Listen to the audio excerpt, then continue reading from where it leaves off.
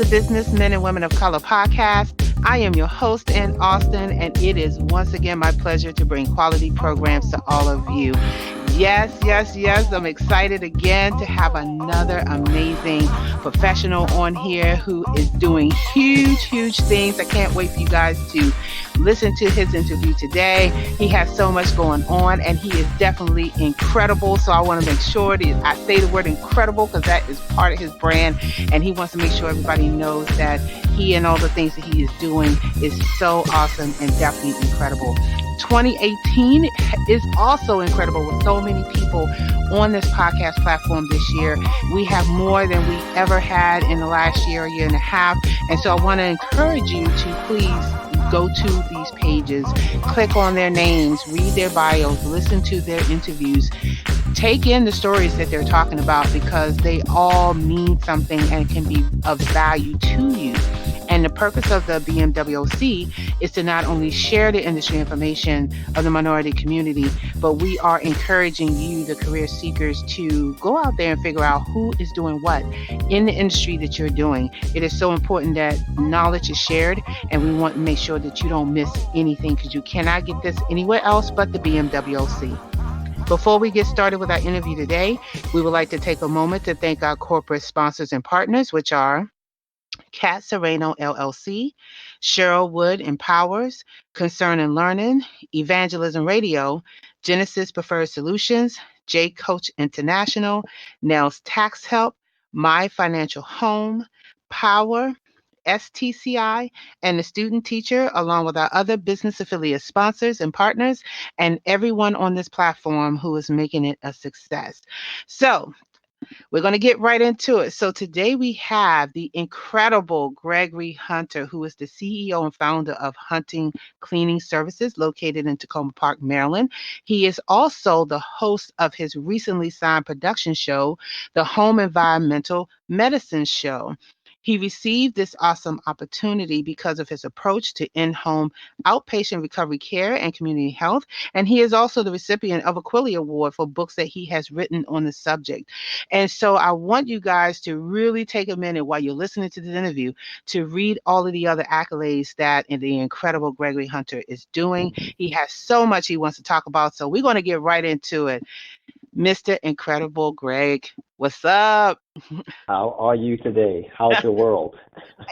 It's incredible, man. I have to There keep you saying that go. word. Don't That's don't right. throw the G word out there. I get on people when they say they're having a good day. I said if you were taking an exam, that would mean you got a C. You got to bring that Right. score up a little bit, right? Come with some enthusiasm.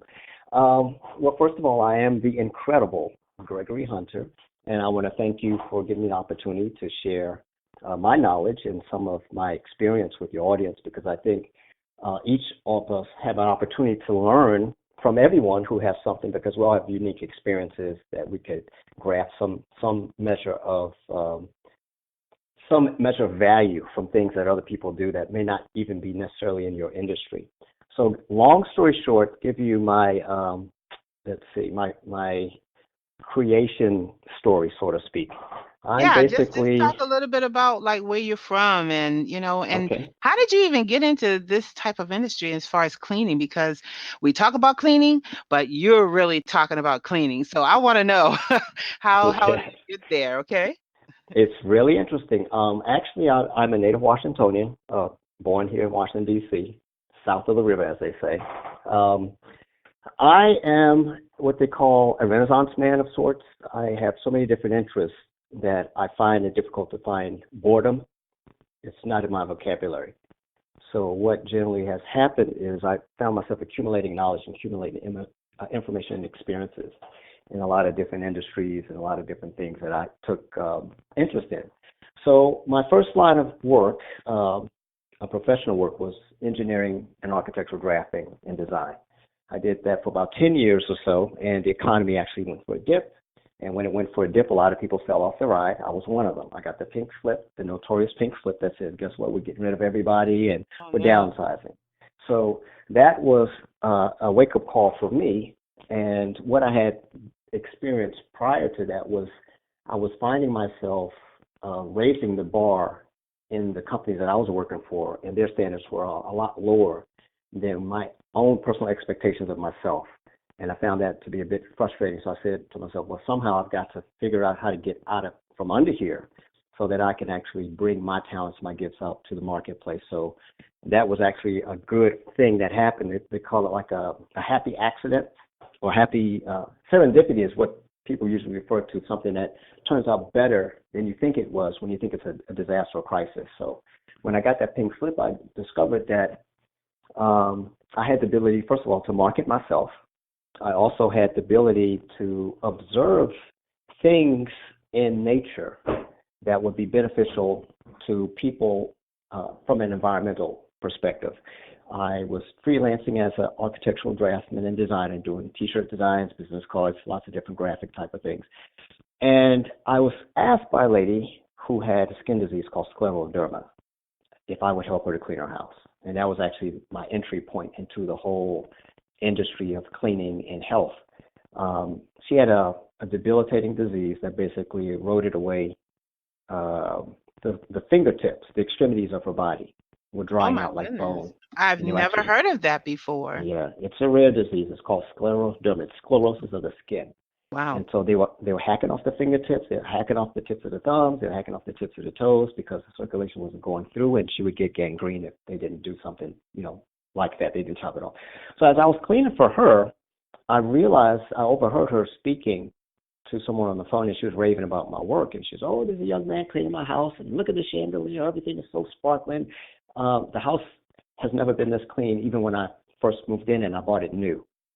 And that kind of made me take notice that, okay, what I'm doing here is cleaning, but it's having an effect on her psyche. And so as I continued to work in this field, I started to discover that a lot of times people are cleaning their homes with poisonous chemicals like bleaches and ammonia. Those things are toxic to the human body. And so they're actually poisoning themselves in the process of what they think is healthy cleaning. And I had developed a method by which I can clean a home and change the human physiological behavior. So to make it easier to grasp, I found a method to clean a home that would communicate with the brain, that would trigger the release of certain chemicals that would cause the body to recover faster from surgery. Wow. And so I call it home environmental medicine. So a lot of my clients are people who are about to be discharged from the hospital. And I would get a call from the assisted living agency or maybe from the social worker or the caregiver. They would say, well, we have a patient who's going to be discharged into the home, and the home is unbearable. It's unlivable. It's unhealthy. We can't even send them there. And so I discovered that the problem that was something that I illuminated, I exposed what I call the in-home outpatient rehabilitation system gap. And in short, what that is there's a gap in the recovery system that will have you going back and forth to the hospital with ailments and illnesses that are picked up because of the condition or the unhealthy condition of your own home. So if you had a stroke or heart attack, someone would scoop you up and they take you to the hospital. That's a medically, hygienically governed environment. OSHA oversees the germ count, the dust count, and everything is governed and monitored. When you get discharged from that hospital, they have no governance over your personal home. So what happens is if you came from contamination and they took you into emergency, no one lives in the emergency room. You're going to have to go back you have to go back to a place and use that place as your home.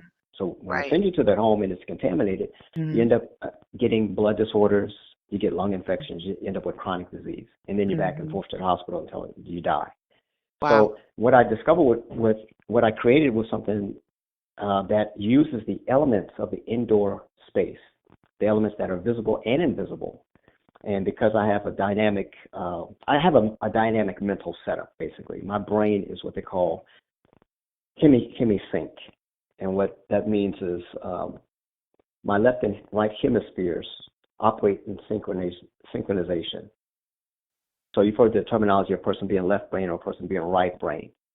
It doesn't mean that you don't use the other hemisphere, but if you're left brain, you would have a tendency to have an analytical approach to all the problems that you face in the world. If you were right-brained, you would have a more spiritual or creative approach. Emotional, spiritual, creative. That's the right side. Analytical, practical is the left side. So the way my brain works is when I go into a space, it's both hemispheres working at a high level of intensity at the same time. So I can walk into a person's home Mm-hmm. who's not home and maybe they're sick. I walk into the home, I can feel their energy because they've departed that sick energy in the home and it stays there. Okay. And then what happens is it echoes back to the person and it feeds them and they get worse and worse and worse. So what was happening is I was getting phone calls from people and they were saying, well, one lady says, I don't know what you did to my mother's house, but she's eating again. And she hasn't been eating for a very long time. And this is very unusual. And we like your results. We just want to make sure that you don't make this a one-time visit and that you come back, in a couple of weeks because, we need you here and my mom needs to eat. And so I realized that there are things in your environment that cause stress in the brain. It causes stress in the mind. It causes stress in the immune system. Okay. And I can actually use Mm-hmm. the physical elements in the home to signal the brain that this is not a stress environment or you're not having a stress event. I mean, it's a Okay. bit more complicated than that, but to give you a simplified version, if you had someone come into your home and they spilled gasoline on the living room floor, when your nose detects the gasoline, it sends a signal to your brain, and that incident will be categorized by the brain as a threat. And anything that threatens the brain, threatens the human species, is basically what they call a stress event. So the odor is creating a stress event, which releases chemicals in the body that allows you to escape. It's what they call adrenaline, the fight or flight response. So gasoline can trigger the release of adrenaline, but it stays pushed on. For as long as that odor is there, even if you're no longer bothered by it, the chemical stays pressed in order for you to escape from danger. Now that stress event or the chemical is not supposed to be fixed and stayed on. Mm-hmm. So if you had, for example, a dog jumps out of the alley, surprise attack dog, he jumps out and you get a burst of energy that you can run or you can shout or you can scream or you can hit the dog or whatever. That's caused by the adrenaline chemical that's being released from the brain. But if that chemical stays on for an extended period of time, it erodes the function of your immune system. And you may find yourself having a pain in the neck, pain in the lower Mm-hmm. back. Mm-hmm. Wherever you carry your stress, it's going to show up. So what has been happening is people have been discharged from the hospital into a cocktail of contamination that's causing multiple triggers of stress events, and then they end up back in the hospital And they and they end up go back in on the medication. hospital. Okay. Well, Exactly. let me just, Mhm. that is a tremendous amount of information, which I find very fascinating because we don't really think about the conditions of our home. We just want our loved ones to come home. And you really Mhm. made it profound that the same conditions that got them well from the hospital is not the same condition when they go home. And surprisingly enough, there's a lot of people who are in the medical field that discharge you do not even talk about that at all when you're being Exactly. discharged from the hospital. So one of the things I kind of want to go back to kind of touch on some of the points is that when you had that moment what the lady you spoke about that is all of a sudden eating again or that impact of that first aha moment, what was your steps? Because I'm thinking also about the people who are listening and wanting to be able to create something that you have created, or maybe even have an interest in science, right? Mhm. How was the steps that, or what was the steps that you taken to even come up with, um, knowing how to create a product that stimulates the brain in a way? Because a lot of people, I'm pretty sure they're thinking, based on what you're saying, is okay, so you have this smell of gasoline, but what's the difference of me going and get some pine sol and knowing it's supposed to be green or supposed to be safe and it smells nice. I'm not having any stress. So what was that thing that you discovered that got you to create this product that is definitely helping people recognize that they are in a toxic environment? Yeah, it's actually helping the entire medical community. I'm actually the leader of Yeah. the healthcare paradigm. Yeah. Um, Well, it was a process, and the process took a period of time for me to analyze and observe. Analyze, observe, test. There was a lot of testing. There was a lot of hard sweat equity, blood, sweat, and tears. One of the things that happened was when I initially started working for the lady who had the scleroderma, is I was cleaning with her cleaning products, and I found myself sweating like I was going to die. And I'm like, why am I suddenly sweating? And I'm respirating, and I look in the mirror, and my face is spotty like a toad.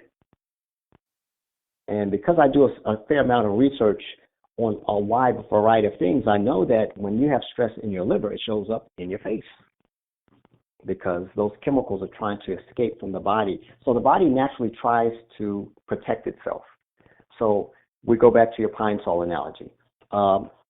If the body smells the odor or the scent of pine sol, it's not going to trigger a reaction based on that chemical. So gasoline has a actual toxic effect to the brain. In other words, we can't drink gasoline and survive. So it's not just that there's the scent of gasoline. There is actually a physiological response that your body will have to that chemical, which when I started to look at it that way, I realized, well, these people's houses are killing them, and they don't even know. And so we have things that we've learned. I've learned how to observe a person's demeanor. And I did a test. I had a guy I was training, and I told him I discovered that I could actually change people's behavior by cleaning their house. And he said, really? How do you mean? I said, well, let's do this. I'm going to show you this. I'm not going to tell the people anything. We're just going to do what we're here to do. We're going to clean the living room first, clean the dining room next, go to the kitchen, and after that, we're going to go upstairs, right? And when we finish the living room, and it's 100% detailed, intensively clean, everybody's going to move to the living room, and they're going to avoid the rest of the house.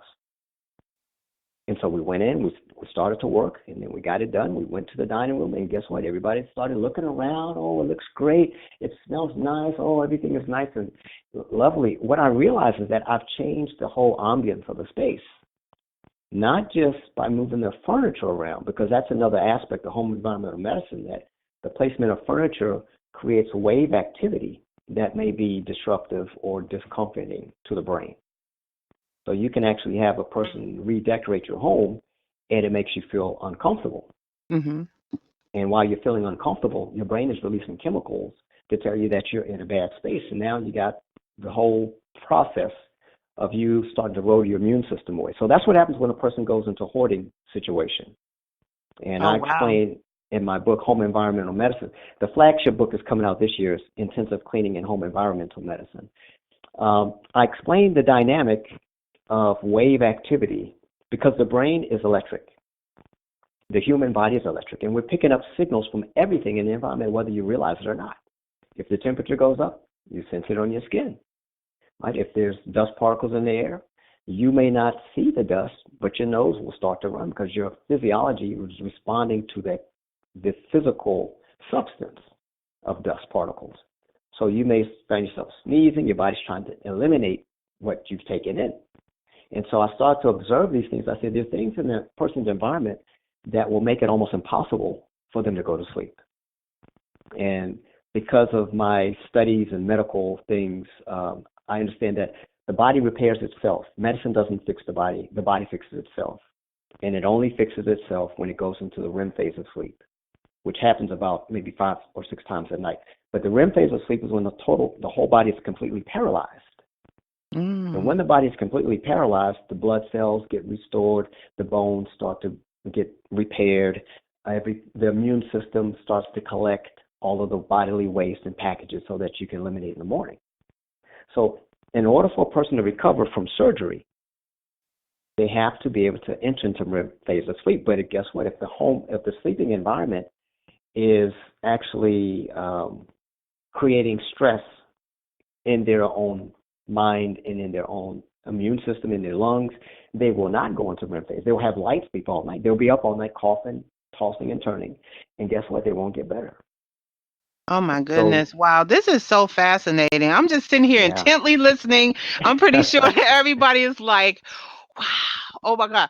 Let me tell you something. This is the type of stuff is why I do this podcast, because just the fact that you're talking about all these different things, particularly with minorities, with high blood pressure, Hmm. diabetes, all these different ailments, weight, it affects us all in so many different ways. And That's right. we're coming home to our home and we're thinking we are safe. We are safe in our homes, we're comfortable in our Right. homes, and not realizing that we are slowly being poisoned by the things that are around us that we can't see or we haven't even taken care of. And then, as you said, we're going to the store and we're buying these chemicals and we're buying all this stuff to try to eliminate and clean when really we're just adding more on top of everything else.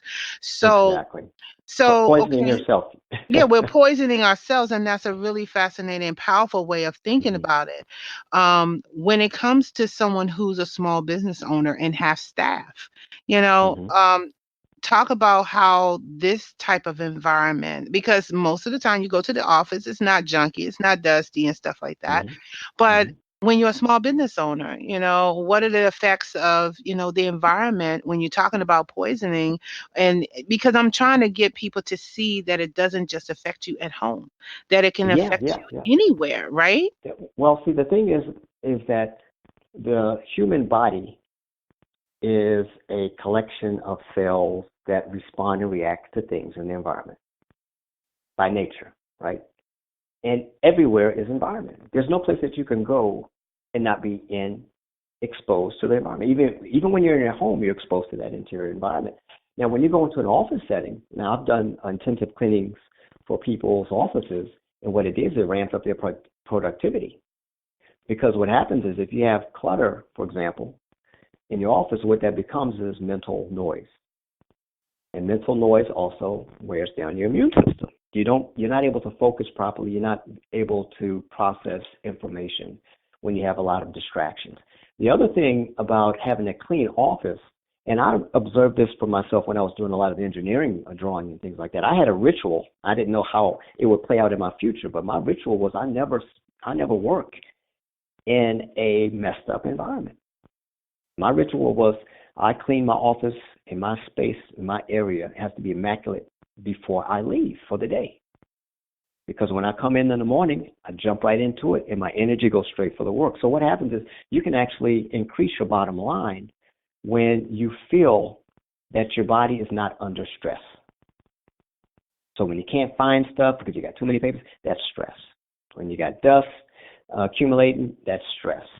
Maybe the person didn't vacuum the floor, they didn't empty the trash, you start to smell it, maybe you start Mm-hmm. coughing because now, here's Right. what I explained to someone the other day. Mm-hmm. Um, Microorganisms like the flu and the cold, all these different viruses, they don't crawl up your leg and into your mouth.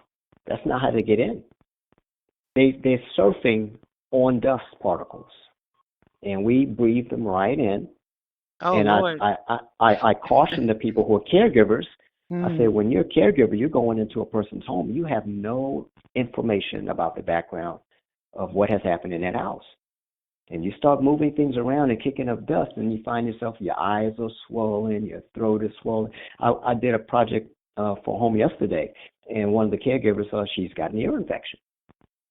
Well, how did that happen? Well, the lady who she's caring for broke her leg in three places, and she was hospitalized for 3 months. And for the 3 months, nobody had cleaned the house.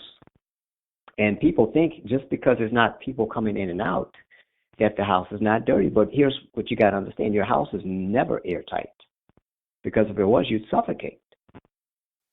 So if there's construction going on next door or construction going on up the road and the trucks are driving through the dirt, that dirt gets kicked up, the wind will bring that dust and dirt right into your home, and it becomes part of your environment. And if it's Right. in your house, Mm-hmm. it's going to end up in your body. And so Wow. that's what I want to emphasize the TV show that I have coming up is the Home Environmental Yeah, Medicine Show. talk about the TV show because I think Oh, one caveat I was going to say before you mhm, go into that is I with all of the kick up of mental illness and the uproar of so many mental health professionals that are on this mhm, platform this year, just given mhm, basic what you're saying is that mhm. it affects us so much that it affects our brain, the way we think, our stress, our attitude, our Exactly, behavior. And next thing you exactly. know, we're in the workplace and we're acting out, or we're a manager and we're Or really being difficult. even And even before the workplace, you're oh driving to yeah, work and you've yeah, got road rage. You know why? Because you yes, didn't sleep properly. You didn't sleep properly. You didn't get up on time. You're running late. You're under stress, and then mhm, sometimes it becomes a familiar behavior pattern. So people repeat what's mhm, familiar because the brain is basically lazy. The brain doesn't want to do new stuff. The brain wants to do what's convenient. So that's what happens with people when they come, for example, obese. It's not that they can't lose the weight, it's that the brain is comfortable not making the change. And so right, when we understand that the only way that anybody succeeds as an entrepreneur is you're going to have to move yourself out of what's comfortable and into what's unfamiliar. And nice. you're going to have to grasp a new skill. And there's a learning curve, but I always encourage people. And I used to be in leadership when I was a child. I'm a 400-meter champion. I was a track coach. And so I was the guy responsible for preparing the team for competition. And I always drive the point home that if you are not physically fit, you can't even train for competition. So the first thing you got to do is the hard part of getting in shape. And so when I explain to people that it's a process and you're not there, so don't expect the same results of people who are doing this regularly, your results will come over time. But I tell the people like this, the first time you go to the basketball court, you try to shoot that ball in the hoop. Guess what? You miss. Oh yeah, yeah. This Keep is trying until you get this it. is normal. Yeah. But as an entrepreneur, you have to understand that you don't know what you don't know, and you don't know what you have to learn until you actually start entering into the arena. I actually I sat on a panel last March called Entrepreneurship 101, where I was explaining strategies and maneuvers for startup. And one of the things I explained to them is that a lot of people have a mindset that's not really entrepreneurial. They may want to go into business, but they may not actually be an entrepreneur. And one of the ways that you know that they're not a true entrepreneurs, the first thing they do before they start their business is they ask somebody else to finance it. And I said, so as soon as you ask Mhm. someone else to give you the money to get started, Mhm. now you are now an employee. Once again, you're an employee because you got to pay that money back, and you will not be out of the debt until you pay them back. So you're not free until you relinquish the debt. Okay. So, so, so Wow. I say, so you have to go inside of yourself and say, how can I do this Mhm. for next to nothing? When I started cleaning the homes, I didn't have any equipment. Because keep in mind, I'm coming from engineering and I'm doing design and drafting. Vacuum cleaners, no, I didn't have equipment to be doing the homes. I used their equipment. So as an entrepreneur, I realized that, wow, this is a model that I really like because I come to work. I don't have to carry equipment.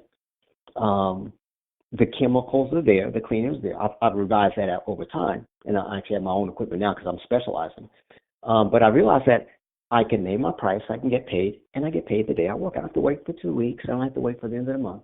I get paid every day, which means now I got flexible time that I can go and do research. I'm doing research at the library while everybody else is where? Under the light of somebody else's office. And so when you're an entrepreneur, you have to be able to say, I'm going to break the rules. And that's how I actually started my presentation. I said, if you're an entrepreneur, you by default break the rules.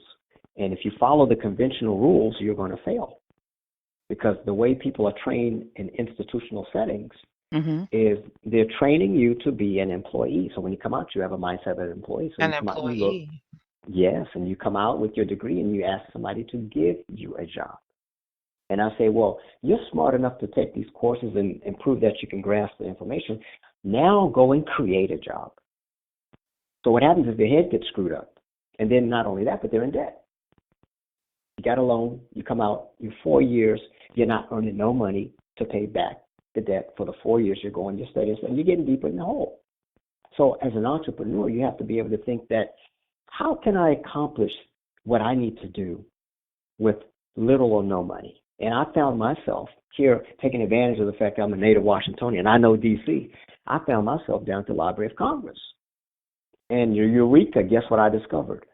All of the books that are copyrighted here at the Copyright Office, which is actually right across the street from the main reading room of the Library of Congress, which is behind the Capitol building.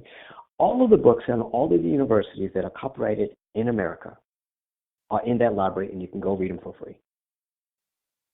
So this is the power of an entrepreneur. It's the power to think outside the box and say, how can I learn what's in that book? Some people could borrow the book and get the information. Some people can talk to the person who wrote the book, get the information. You can go to the library, but a lot of people, they avoid the things that are right in front of them, and they think that the best way to succeed is to shell out a whole bunch of money and go into debt. And I say, well, the people who are running the largest multi-billion-dollar businesses, none of them went to college. Right. The That is people who so went true. to college, the people who went to college work for them. Right. Exactly. And so it's the mindset. So when I started to see that the nurses who come to take care of the patient are working in a danger zone. They're working in a home that, say, perfect scenario, a person falls down, they break their hip. And they're sick in bed for so many months until they can actually get up and start walking around. So they're not doing any cleaning because they're in the bed. And here's what's happening. The wind is blowing outside. The seasons are changing. The creepy critters are crawling in the house because they find a way in. If you don't believe it, just pull your couch away from the wall and look and see. You'll find some dead bugs back there. How do they get in? That's what they do. They tunnel. And so these bugs bring in germs and bacteria into your space, especially mice. I talked about the caregivers not being able to recognize when they see mouse feces. And my joke is brown rice, yay! Black rice, no! Black rice, no!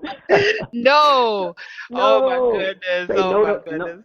say no to black rice. If you see that black rice on the counter, you Yeah, know you that know rice, what's up. Right. that's a mouse, and he dropped some Mhm. calling cards there. But here's the danger part. The mice not only drop poop in your house, they also urinate in your house. And they don't see very good. So what they do is when they travel along the walls and they urinate and they sniff their way back. So mice carry a disease called leptospirosis, and it's a disease that attacks the liver and the kidneys of the mouse. But it lives in the urine. It can be deposited when they urinate. So if a mouse is crawling around in the sewers, that's where they pick up this disease because it lives in stagnant water. Oh That's my where goodness. it germinates in You're stagnant water. creeping So me out. You're creeping me out. yeah, Okay, well, look, we're going to get to yeah. this thing. I'm going to tell you, I know that you can go all day, and what you I said is can go for so, hours and hours. I'm You open telling a you. can of worms. You ask me to speak. Oh, you better get yourself a meal in front of you. You're right. And you know what, people? I know you are like me. You're just sitting here with your ear to the drum, like right now, listening to the incredible Gregory Hunter. But you know what? We're going to move forward to talk about Mm-hmm. your show and what you do on your show. And also, you won a Quilly Award. So we want to make sure people know about the book that you've written and what the award Oh you've got. yeah. And we want Mm-hmm. to definitely make sure we get that in this interview because I'm telling you, Mm-hmm. everything you said was on point. And be honest with you, I'm sitting here looking around my house right now saying, I got to dust this. I'm going to have to clean that. Okay, I'm going to have to talk to mm-hmm. him. It's like, what products are you using? So you can come clean my Mm-hmm. house because I do not want to be sick. So, I okay. tell people consult with me first because Yes. those germs they float, they hit your ride on the dust, and then we breathe it Uh, in, and before you know okay. it, All right. I'm creeped you out know. totally. Okay, let's talk about this show that you do. And Okay. so with the home environmental medicine show. So let's talk about Yes. So, give you a little bit of history. I had an opportunity to co-author a book with a renowned um, personal business trainer and personal development coach. He's the largest audiobook seller on the planet. He's written more than 70 books. A guy by the name of Brian Tracy. He's a dynamo. So I had an opportunity to co-author a book along with some other entrepreneurs that were hand selected from around the world, and I basically introduced my brand, Intensive Cleaning, and in that book it's Intensive Cleaning as Home Environmental Medicine. So it's not just intensive cleaning to make it look good, it's cleaning as a form of medicine. So I basically introduced that I'm the creator of this new paradigm, and then I got to write about it. And to my surprise, I went to my mailbox one day and there was an oversized envelope. And I'm like, okay, this is from the agency. What is it? Opened it up. It says, well, congratulations. You have won the Editor's Choice Award for your contribution to this best-selling book. Now, the book released on December 16th. No, December 22nd, I think it was, 2016. Hit the bestseller list in one day in 2 categories, and I win the Editor's Choice Award for my chapter. So I said, okay, I'm on the right track. So what was interesting is I had started writing my own flagship book 3 years prior to this. So I had content already. I know what I do. And so I said, well, let me grab some of this and see if it will rise to the level of the other writers and authors in the book. And if it does, boom, I'm in. So I managed to get in. And so I got my Quilly Award, which is what you get for writing a best-selling book. Went out to Hollywood, California on the red carpet, and it was a wonderful time. And it was a thought leadership summit. So now we are connected with other thought leaders from around the world. And what happens is your knowledge starts to jump up and, incrementally, because people are pouring in information. You're pouring in information, this exchange of knowledge and the growth. So out of that came another opportunity. Each opportunity leads to another opportunity. So me writing, co-authoring a best-selling book led to the opportunity for me to share my information with a broader audience. And so the opportunity came for me to have my own TV show. It's the Home Environmental Medicine Show. There's going to be 13 episodes. The thing that really drove it home for me was that my producer is an Emmy Award-winning producer. These are not novice. They're not trying to figure it out as they go. They've won Emmys already before. And one of my producer's partners, guy by the name of Nick Nanton, very, very big in the music space, and also in he does documentary films. He actually completed a documentary film on Jack Canfield. He's done one on Brian Tracy. He did one on Peter Diamandis, the guy who's the founder of the X Prize. And it was actually on PBS. So I'm surrounded by all the right folks.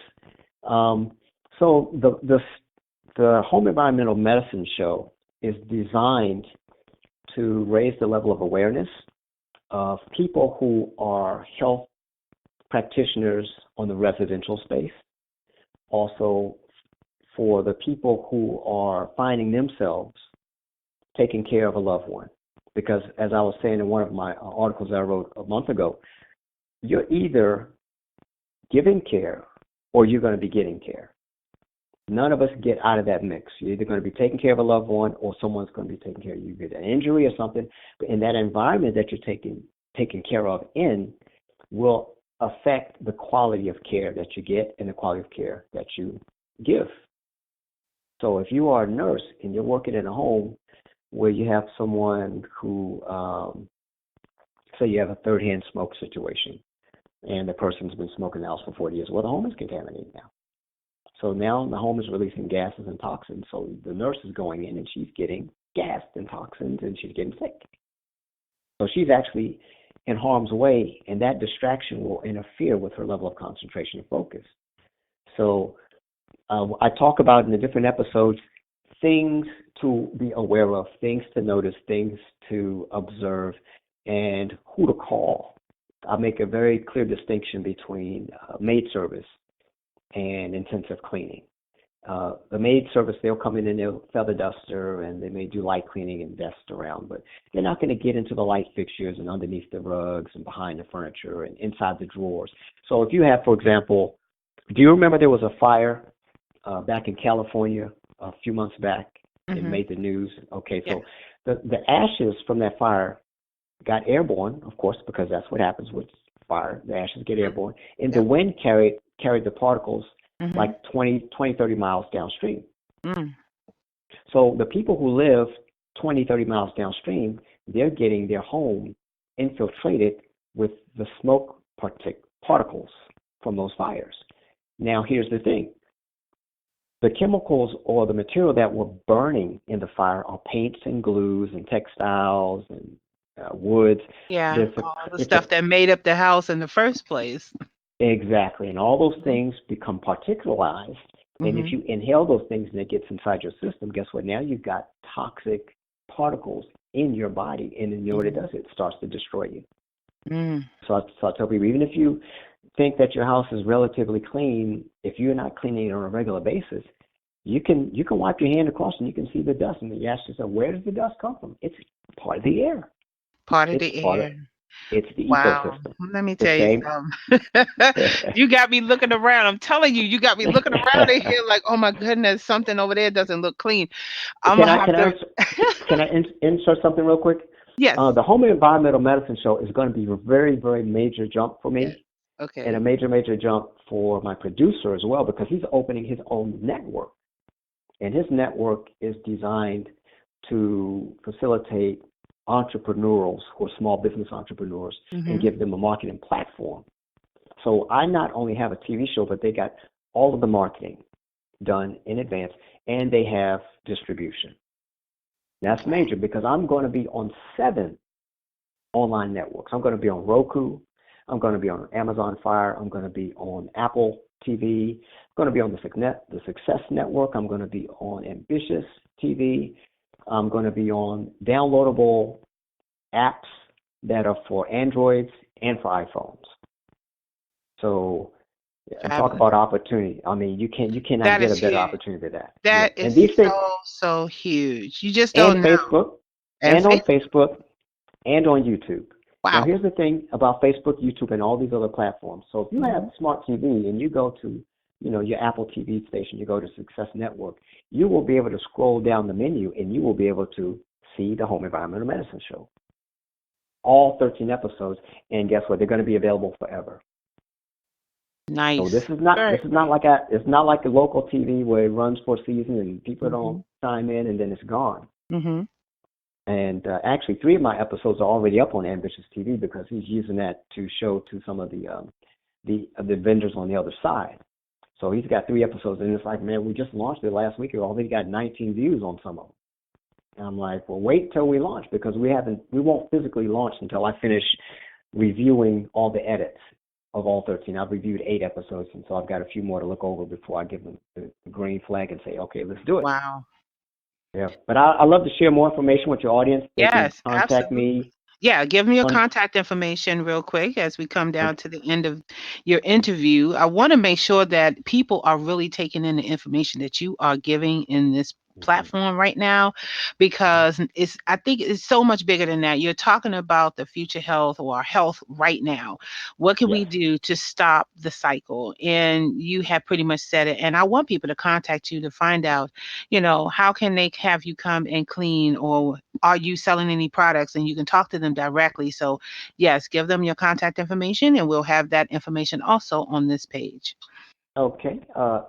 My email address is huntercleaningservices@hotmail.com. If you want to call the business phone, it's 301-585-1641. You can find me on Facebook. You can find me on YouTube. I've got about 80 or 90 videos on YouTube that actually show the befores and afters of many of the projects. I always recommend when someone calls me to schedule for a walkthrough, and I will recommend you have an intensive deep cleaning of the entire house because it doesn't make sense to clean part of the house and have the air carry the dirt right back into the clean section. Yeah, And so definitely for that sure. that's what happens if there's a fire in the house. If someone's cooking in the kitchen and they burn food, guess what? You smell it when you're upstairs in the bedroom. Oh yeah. Because guess what? Because the particles are in the air and they travel through the house. And if they get inside your HVAC system, when you turn it Mhm. on, you're going to get a blast of more of that stuff More of that you that don't need in the toxin. It's system. just another area. Okay. Right. All right, I'm gonna have Mm-hmm. to stop you because you are definitely creeping. I'm really, Am I really, making really your gonna have skin to catch your crawl? show. And you know what? The more you're talking about it, the more I'm definitely gonna have to catch your show so that I can Yeah. know how to better protect myself. And as a whole, for those who are listening, if you really pay attention, he actually really used his scientific background and his knowledge and invested in the research.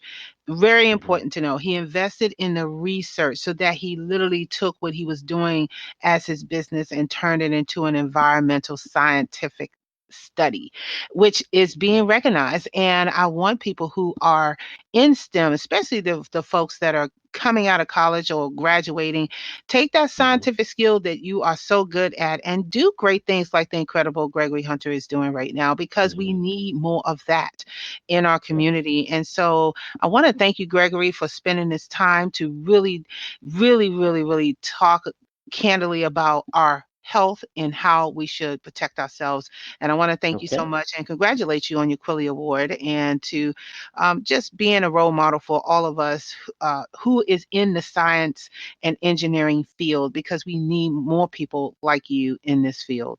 Oh, thank you so much. And I'm actually opening up a can of worms for the whole medical industry, and people are excited. But I just got an invitation to attend a conference up in Baltimore. It's a $1,300 conference, and they give me it on the house because they want me there. I'm like, okay, I'm doing my thing. I'm also on Twitter. I'm also on LinkedIn and Instagram. So if you want to find me there, that's fine too. Okay, Ann, I thank you Um, for this opportunity. Thank you. Thank you so very much. I'm telling you, I am looking around my house right now. Looking around like, oh no, what is going on? Okay, but thank Yeah. you so much. And I'm definitely going to be catching your show. Okay, thank you very much.